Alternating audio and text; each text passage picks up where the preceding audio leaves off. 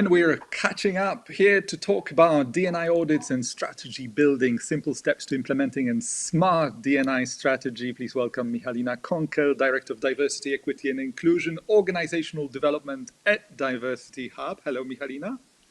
One breath. Hello, Łukasz. Hello, everyone. It's really nice to be here. Nice to have you. Katarzyna Ociepka-Miąsik, Senior Diversity, Equity and Inclusion Consultant, Diversity Hub. Welcome, Katarzyna. Hello, everyone. Hello, Łukasz. Hi.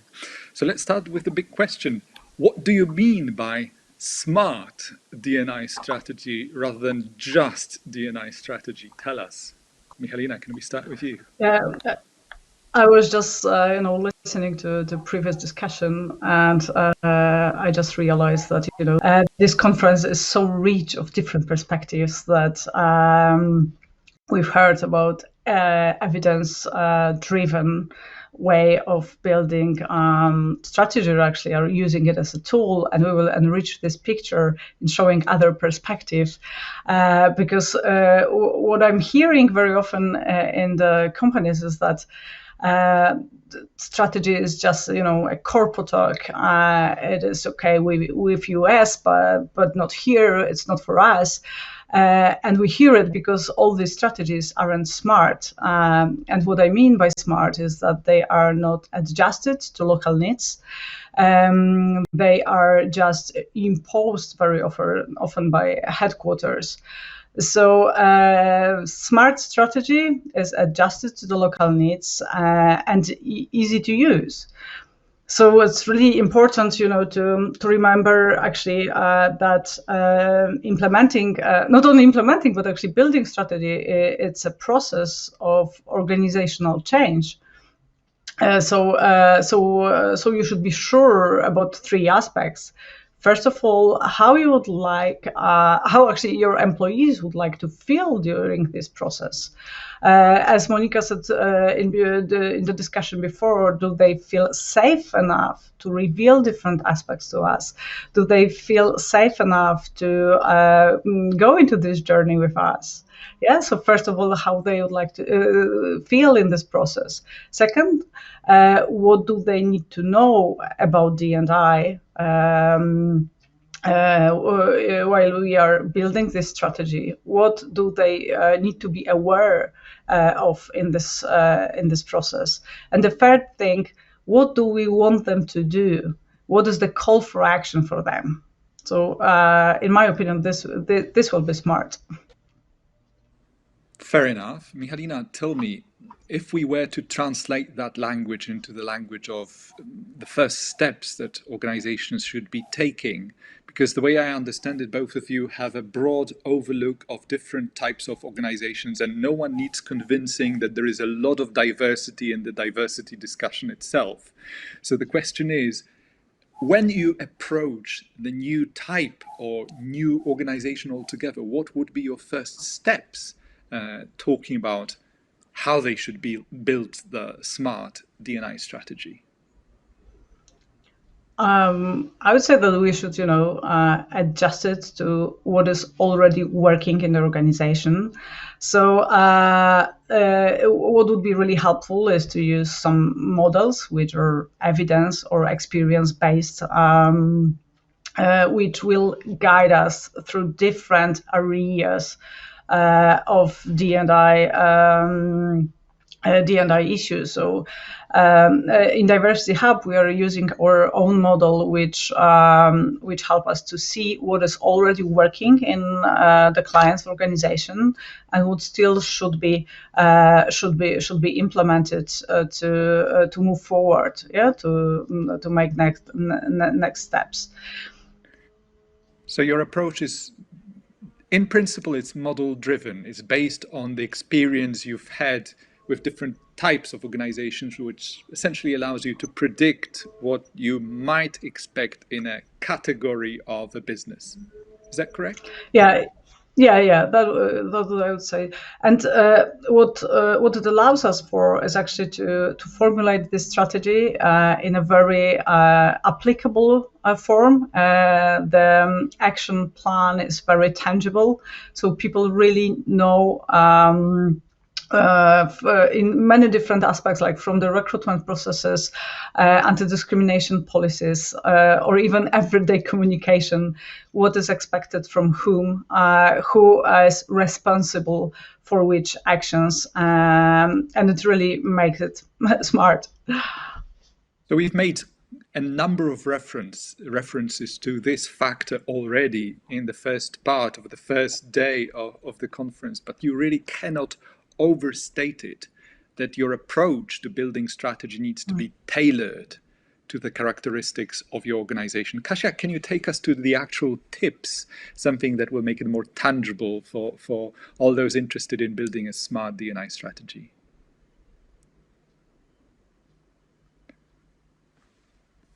I certainly hope Kasia is still with us. Yeah. Yes, now, Kasia, I see some movement from your side. Tell me, the question is, could you give us any tips to smart D&I strategy building, please?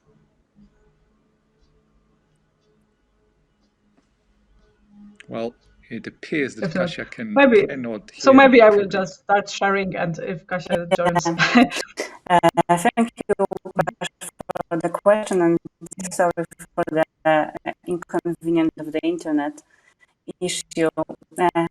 Kasia, can you please try and reconnect, because I suppose that would be the best way. In the meantime, we'll start talking about it, because the sound quality is too unstable. Can you hear me? Can you see me? The answer is practically no to both. So can we try and reconnect with you, Kasia? In the meantime, I'll talk about it with Michalina. Sure. But actually, it's interesting because you're talking about adjusting the strategy and our actions to the local needs, and this is about listening.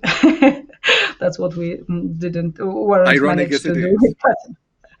Yeah, listening to the people. So what we would advise you to do is just to organize not only questionnaires and surveys, but create focus groups, create moderated discussions where the topic of D&I will be raised, to see any signals from the employees, which then you can build in themes which are present in the organizations, in organization, which should be addressed by your strategy. So we all know organizations already have teams. At a later stage, they have employee resource groups. And what you're saying is that sometimes the insights that you can gather from smaller groups within the organization are of critical importance, and more important even than the ones that you get from top-level management. Is that what we're saying here? Yeah, exactly. And actually, that's what we often hear while conducting such groups, that when we report what we heard, usually the sponsors are saying, no, my people couldn't say that. No, it's not happening in our organizations. So it's really crucial, what Monika Będkowska said, is that to create such atmosphere where people feel safe enough to share what is really happening in the organization, apart from hard data.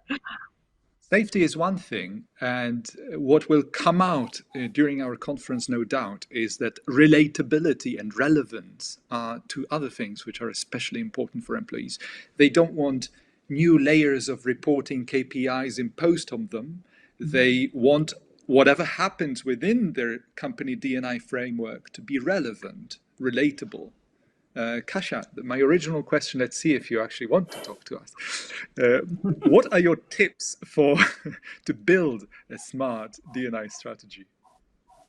Well, let me go it straight, because I'm worried about the internet connection. What I can add to a list Michalina started about smart strategy is that, we should first listen to people. Use co-design and participatory design. Co-design is a powerful tool force for creativity and collaboration, and it makes space for sharing the power, which is very often an issue in the organization, and sharing the knowledge especially the hidden one in the process of building the strategy. So my advice from my perspective and my experience is invite people from the organization. Don't close yourself to your perspective. In that kind of project, we need lots of ideas, lots of opinions, and connection to people's thought and dreams about the safe and inclusion and diversity workplace. Right. Thank you so much. Can we now take a look at your clients? Not literally, not listing names of those clients, but instead focusing on the lessons that you actually learned from their experience. Can you share some of those, please? So maybe I will share one. I was thinking about actually the client which I spoke yesterday, because like the biggest lesson which they got is about engagement of middle management, or actually lack of engagement, because there is a huge bottom-up initiative. People are engaged, people are interested. The top level executives, they also say, yeah, D&I is important. However, middle management doesn't feel this. They don't know what they are responsible for. They don't know what is expected from them. So I would say that one of the lessons which I can share with you is really engage line managers from the beginning. In the discussion about D&I, what does it mean for them? What kind of actually KPIs is possible for them to reach? And what I mean by KPIs, it's not only the numbers of diverse employees, but I'm talking about, for example, how many times D&I topic is on their agenda of the team meetings. So that's it. Absolutely. Kasia, is there anything you would like to add to that last one, the client perspective and the lessons you're learning from your clients on smart D&I strategy building?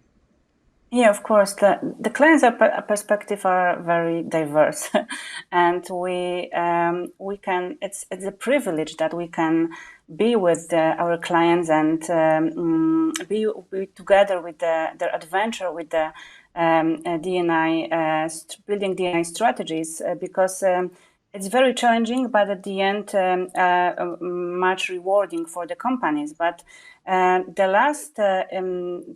last issue we had with one of my clients was the lack of the D&I team. The company starts the D&I program, D&I issue. It's everything is new for them. And at the beginning, the officer, the manager, thought that, well, it may be he can maybe do it himself with our support, of course, with the Diversity Hub. But while we were trying to build some recommendations for the organization, he realized that it's not possible at all to work by himself alone with this complex issue. So he's now forcing to and trying to find a D&I team and to ask people to come with him with that journey. And with the companies, it's they don't have the experience with diversity inclusion. It is a small company actually. It's not so easy to to gather and engage people for that topic, for that matter. So we know from the global perspective it's an important issue and it's important problem, but from the small company's perspective, it's a very complicated problem sometimes. We have one question. The timing tells me that this question is addressed to you, but it's more of a general nature.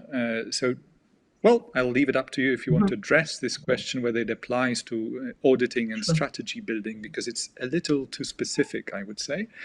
Piotr is asking how to function in a reality in which LGBT people are in the political limelight, like in Poland. And for example, there is a conflict inside the organization between, let's say, two two employees with different opinions. One person identifies with LGBT values and the other negates them or even insults them. The work regulations forbid any kind of discrimination, but a large number of people don't want to report such cases because, due to the Polish political pomp, they don't believe. So if that's something you would like to comment on in the context of D&I audits and strategy building, please feel free to do so. Yeah, I might take this question. That actually these situations not rare. I would say that we encounter such situations quite often in the organization. So and this indicates actually that D&I topic must be addressed in a complex way through different perspectives. So first of all, we need to think about anti-discrimination policies which we are having in the organization, about whistleblowing policies. So do we have procedures which are protecting people who experience this negative behaviors or even discrimination? Maybe in this case, I don't know the details. So this is one thing. The second thing, apart from procedures, is about just real responsibility. So actually, who so indicating who should react in certain situation. Is manager involved?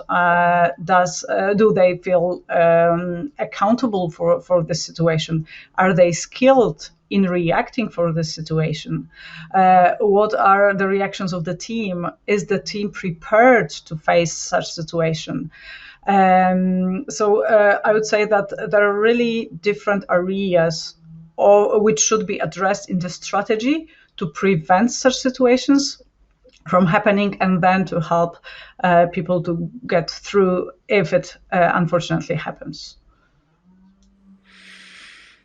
Thank you, Michalina. I suppose this really takes me back to the words I started, the comment I made in the first panel, is that it is kind of ironic that we often see actual states and governments being less inclusive than the realities that companies are faced with daily, which is one of the more interesting challenges to building a smart D&I strategy.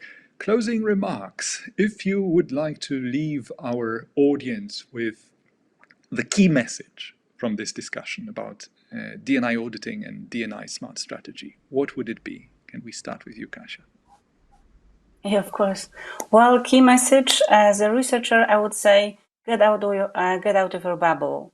Conduct in-depth interviews, make focus group in your organization, catch the insight, seek for the trends, and remember that it's ongoing process, and well, enjoy it. It's a great journey with the strategy and the D&I program.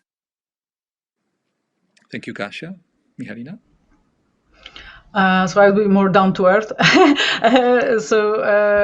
As Kasia said, it is a process. So remember that building a strategy, it is implementing organizational culture change, actually. So this is a serious project to be managed, and it cannot be done. It can't be done like this. It demands planning and sharing responsibilities, so everybody knows what and when will happen and why. Michalina Konkel, Diversity Hub, and Katarzyna Ociepka-Miąsik, also Diversity Hub. Thank you for sharing your perspective. Thank you. Thank you. Thank you.